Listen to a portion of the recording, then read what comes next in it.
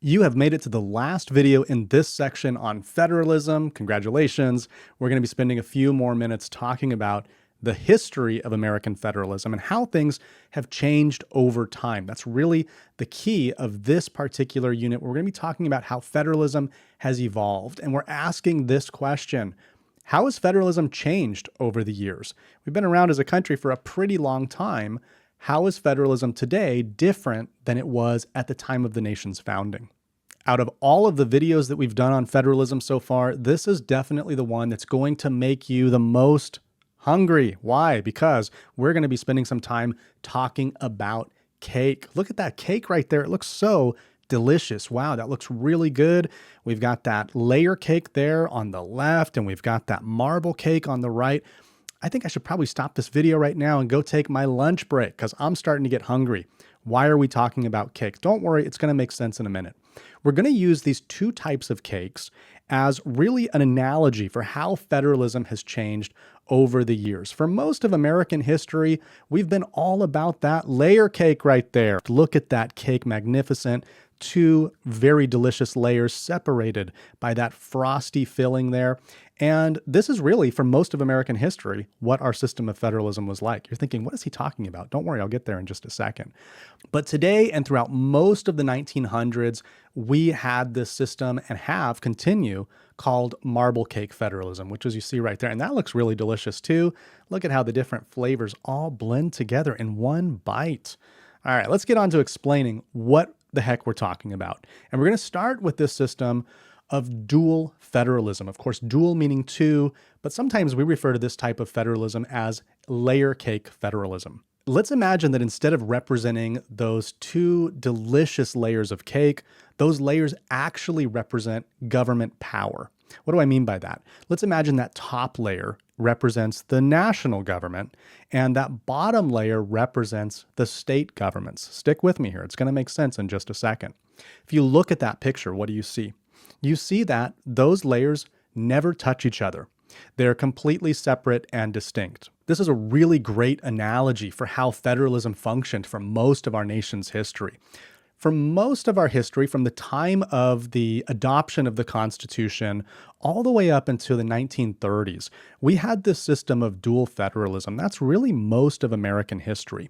And just as these two layers of the cake don't touch each other, those two layers of government really weren't supposed to touch each other either. The national governments and the state governments were seen as co-equal sovereign powers. They both had their own distinct powers and their own roles. The way I like to think about it is stay in your lane, okay? If you're the national government, stay in your national government lane. You're going to be concerned with national policies like our foreign policy, national defense, coining the currency, all of those things that we looked at under the enumerated powers of the Constitution. That's your national government lane. Stay in your lane and don't interfere with the states. Now, on the other hand, the states were seen as sovereign in their realm. Think again about the 10th Amendment and all of those reserved powers to the states. Things like taking care of education, having infrastructure like roads, making sure that you are enforcing public safety through law enforcement and having local laws to deal with problems that come up in your community, handling family law, marriage, adoption, divorce. All of this stuff was going to be left to the state governments. And states, don't get out of your lane either. Don't go tell the federal government what to do. You're both separate. You both have distinct powers. For most of American history, this is the way that it has been.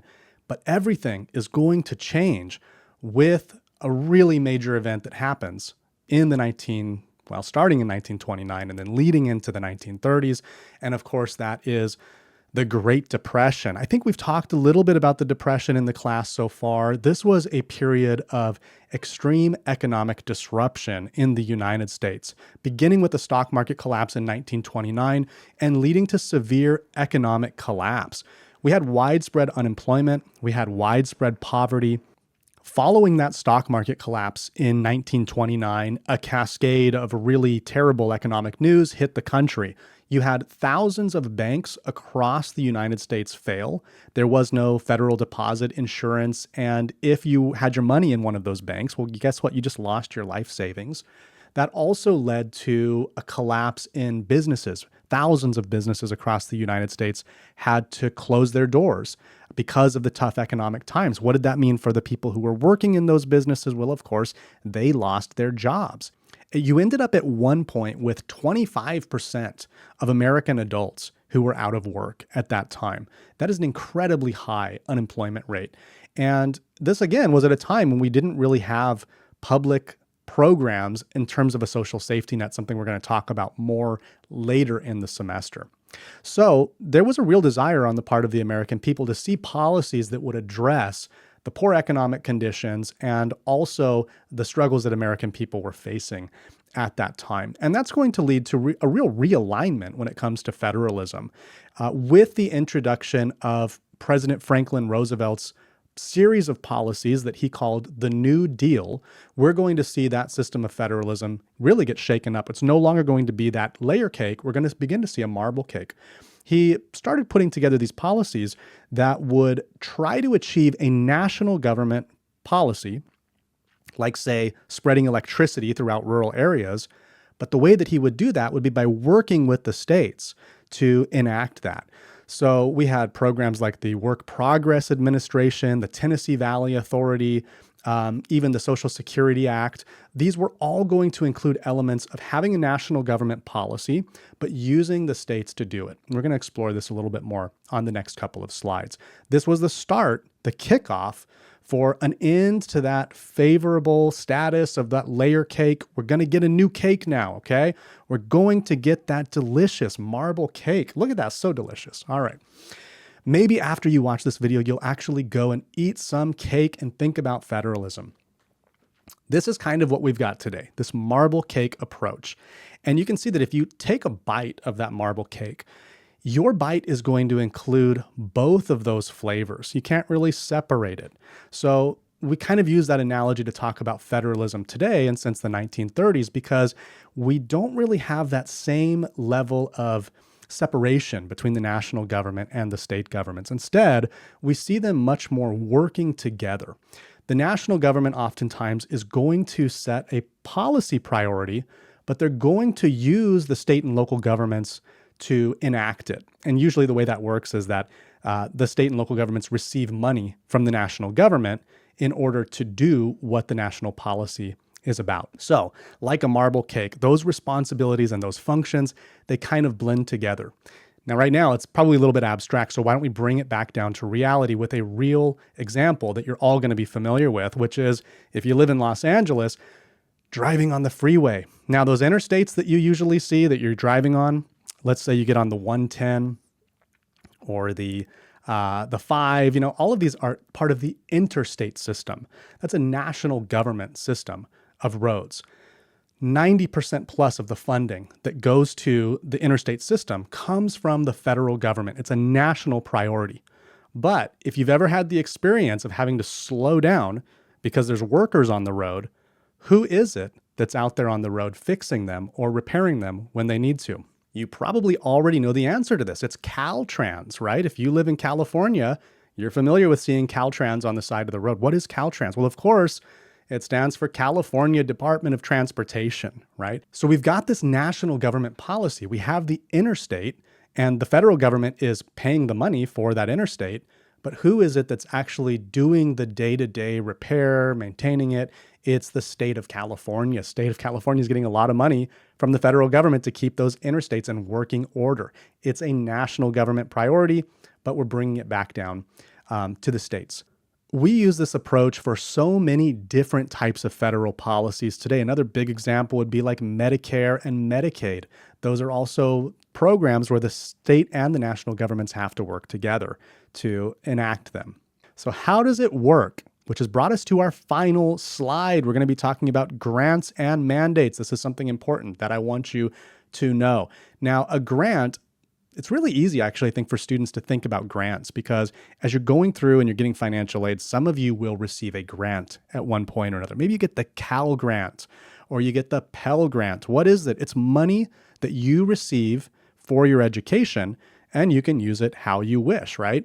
Maybe some students need it to get gas for their car to get to school, and other students are taking the bus, so they use the money on buying a laptop or something like that.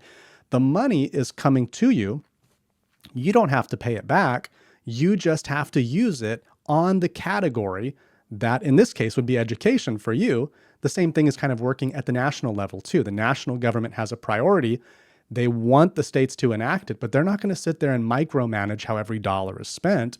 They're giving that money to the states and they're saying, go spend it on this program. So it actually has a lot in common, a grant, with your student grants as a student. Not to be confused with loans.